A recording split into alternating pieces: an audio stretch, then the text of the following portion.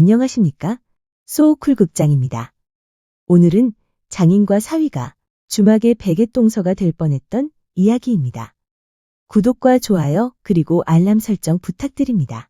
재미있고도 좋은 글로 보답하겠습니다. 예전 조선시대에 충청도하고도 제천 땅 청풍면에 어느 주막에서 시작된 이야기이다.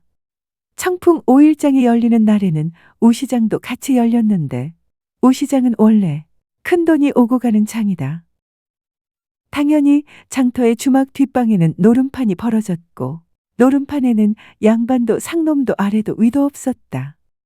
하기야 상대방 주머니 속의 돈을 제 주머니 돈으로 생각하니 칼만 안 들었을 뿐 도둑놈 심보를 가진 사람들만 있을 수밖에.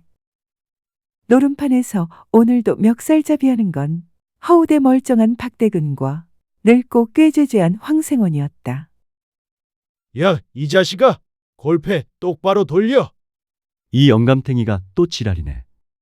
장돌뱅이인 박대근과 황생원 두 사람은 노름판에서는 안면을 몰수하지만 평소에는 항상 붙어 다니는 아삼육이다. 아주 어릴 때 부모를 잃은 대근이에게는 부모란 이름만으로 기억되는 존재라 무언가를 느끼기 위해 아버지 나이인 황생원에게 트집도 부리고 멱살잡이도 하는 것인 줄 몰랐다.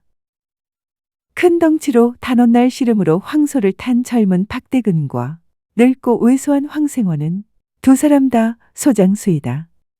소장수 생활 30년의 황생원은 소를 보는데 도사의 경지에 이르렀지만 박대근은 남의 집 머슴을 살다가 최근에 마음을 바꾸어 먹고 소장수가 된 생초자다. 어젯밤에는 서로 욕설을 해대며 노름했지만 어제는 어제일 뿐이고 박대근은 아재, 이리 좀 와보이소.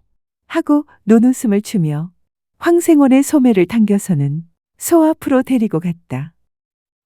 하지만 황생원이 고개를 회회하고 쳤자 소 사기를 포기하고 국밥집으로 간 박대근이 막걸리 잔을 앞에 놓고 물었다. 아재, 그 소는 와 안 됩니까?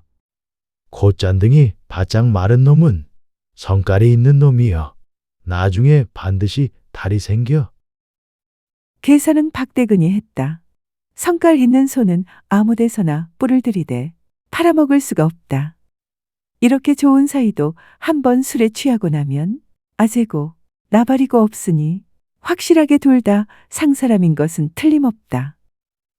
술 몇 잔에 기분이 불쾌해진 황생원이 대근에게 눈을 찡긋거리더니 한 잔 들어간 주모를 데리고 안방으로 들어갔다.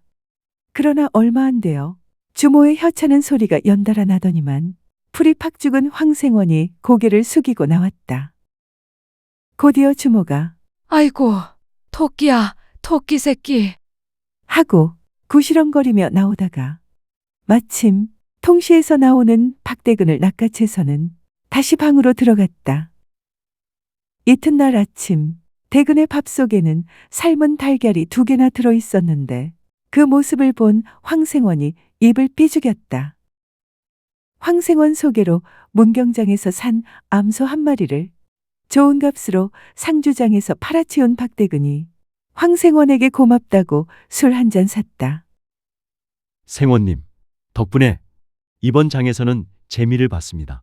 막걸리나 한잔 하시죠. 오늘은 안 되네. 집 나온 지 한 달이 넘었고 마침 상주암창이 집이라 들어가 봐야겠네. 그 말을 듣고 대근이 닭 한 마리를 사서는 생원 품에 안겨드렸다. 그러자 기분이 좋아진 생원이 말했다. 자네 우리 집에 가세. 빈 방도 있고 하니 잠자리도 걱정 없고. 그럴까요? 주막에 줄 돈으로 대근이는 닭을 한 마리 더 샀다. 황생원을 따라 10여리 남짓 걸어서 황생원 집에 갔다. 황생원 집에서 닭백숙을 안주로 집에서 담가놓은 매실주를 마시다가 말고는 대근이 깜짝 놀랐다. 황생원의 무남동녀 도화를 본 것이다. 태어나서 그렇게 예쁜 여자는 처음이었다. 하늘에서 내려온 천녀인가? 아니면 땅에서 솟은 선녀인가? 행랑방에서 하룻밤 자면서 생각하니 이 기회를 놓치면 평생 후회할 것 같았다. 이튿날 아침 황생원이 상주장에서 산 황소를 몰고 점촌장으로 가려고 이른 아침을 먹는데 대근이 기침을 해대더니 곧불 기운이 있다며 행랑방에서 나오지를 않았다. 황생원을 혼자 떠나보내고 난 후에 부스스 일어난 대근이 말했다. 형수님, 이 행랑방을 제게 세 주십시오.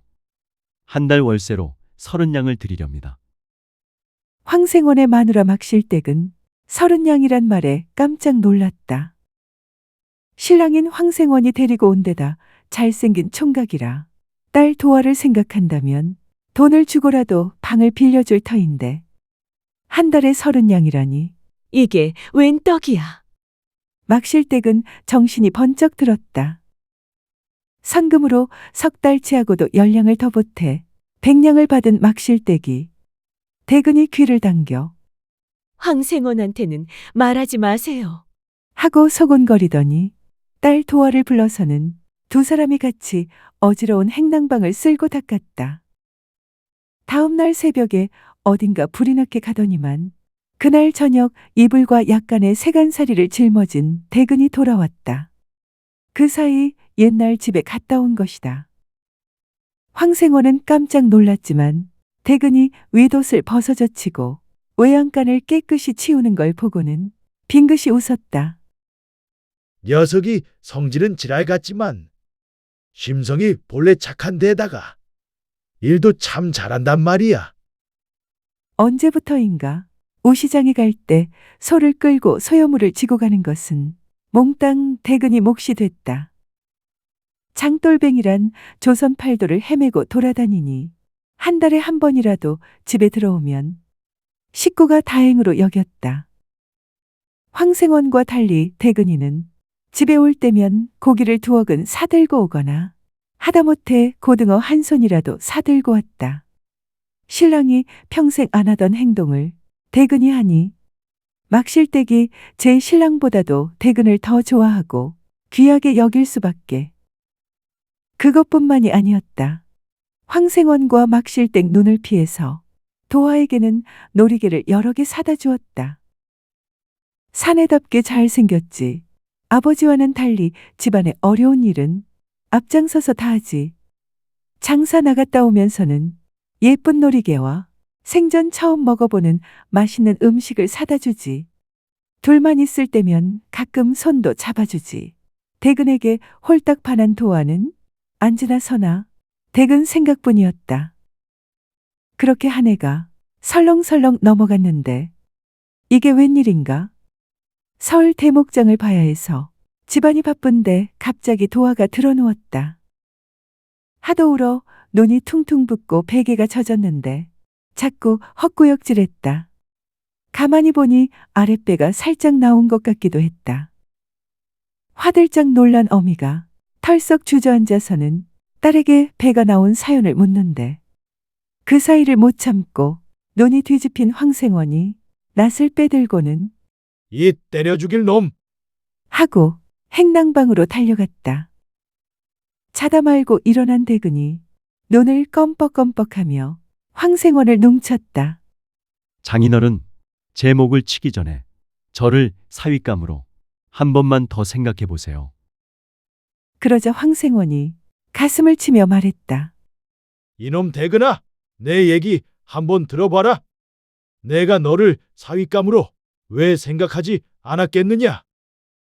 도화도 너를 마음에 두는 것 같고 우리 마누라는 옆에 앉기만 하면 내 칭찬에 입이 마르는데 우리가 술김에 막말하고 멱살잡이한 것은 있을 수 있는 일이라고 치자. 그런데 청풍주막의 주모를 우리 두 사람이 데리고 자지 않았느냐? 이 일은 내가 알고 하늘이 아는 일이다. 그러니 이놈아, 우리 두 사람은 베개똥서잖아. 그런 사이인데 어떻게 너와 내가 장인과 사위가 될 수 있느냐? 그러자 대근이 망설임 없이 대답했다. 장인어른, 그 문제는 아무 문제가 없었어요. 주모에게 들었는데 장인이 입구에다 다 흘렸다고 하던데요. 나는 장인이 내 생각을 해서 그렇게 한 줄 알았는데 그렇지 않나요? 그 말을 듣더니 황생원이 입맛을 다셨다. 물론 그거야 당연히 그랬지. 물론 자네 생각도 했지만 사실은 우리 집사람 생각을 더 많이 했다네. 조강지처인 우리 집사람한테 못할 짓이라 생각하니까 그놈을 저절로 입구에 흘리게 되더라고. 주막 옆편 내는 내 깊은 뜻을 모르고 토끼 새끼니 뭐니 하고 제잘거리더구먼. 그거야 사내대장부의 크고 깊은 뜻을 모르는 여자가 하는 말이니 내 신경도 안 썼네마는. 지금 생각하니 정말로 내 평생에 제일 잘한 짓 같네. 바로 그겁니다. 장인어른, 그러니 우리 두 사람이 입을 꿰매고 비밀을 지키면 됩니다요. 평생 도화에게 잘하고 장인 장모님을 제 부모님처럼 모실게요. 장인도 아시잖아요. 제가 조실부모한 것을요. 황생원은 무언가 속은 것 같기도 하고 그래서 쩝쩝 입맛만 다셨다. 하지만 자기가 일편단심 마누라를 생각하면서 주막 여인의 유혹에도 넘어가지 않고 정조를 지킨 것은 사실이지 않은가. 그 깊은 뜻을 대근이 저놈이 알아차리다니 속이 깊기도 하지. 황생원은 어깨를 쫙 폈다. 대근이와 도화는 꽃피는 춘 3월에 혼례식을 올리고 식을 올린 지 석 달 후에 달덩이 같은 아들을 낳았다. 대근은 평생 살면서 아내를 슬프게 만들거나 아내가 가슴을 치고 울 만한 일을 하지는 않았다. 살면서 도화만한 여자를 본 적이 없었고 도화보다 예쁜 여자가 있다고 해도 어찌 언감생심 그러겠는가. 사람마다 제 몫이 다 있는 법이라 생각하고는 자기 몫에 감사한 나머지 다른 여자는 꿈에도 쳐다볼 생각을 안 했다. 그저 소원이 하나 있다면 낮에는 나가서 일하고 해지면 집에 돌아오며 아내와 사랑하면서 아들 낳고 딸 낳고 살다가 늙은 도화가 노망에 걸려 벽에다 똥칠해도 좋으니 그 똥을 치우면서 그녀와 더불어 100년 해로하고 싶을 뿐이었다. 들어주셔서 고맙습니다. 용어 풀이와 참고 문헌 그리고 자료 출처는 명기만 하고 따로 읽지는 않겠습니다. 참고하시기를 바랍니다.